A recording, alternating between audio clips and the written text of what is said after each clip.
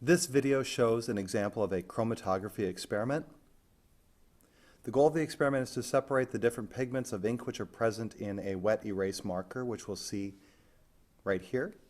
So a vis-a-vis marker is wet erase, which means that the pigments are water soluble. We'll start our experiment by drawing a line with the marker on the chromatography paper. Then what we want to do is insert that chromatography paper into a beaker with a small volume of water in it. We can see that the water will start to rise up the chromatography paper because of capillary action. You'll note this is happening very quickly because this is 16 times speed playback. We can see that the ink, which originally looked black, is starting to separate into different colors. This is because the different pigments have different properties. Some of them are heavier, some are lighter, some are more soluble in water, some are less.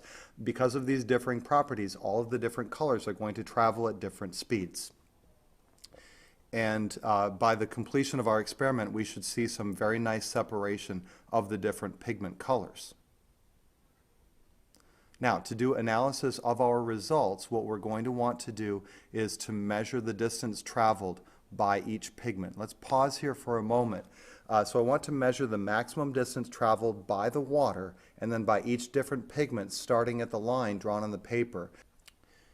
To be fair, we should be comparing the distance traveled by the water starting from the same point where the pigment started traveling. So we'll measure all of our distances starting at this point.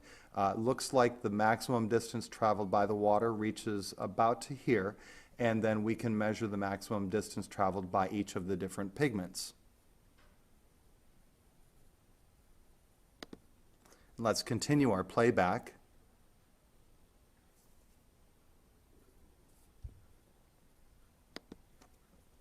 The final part of our analysis will be to calculate an RF value. This is going to be a different calculated number for each different color pigment.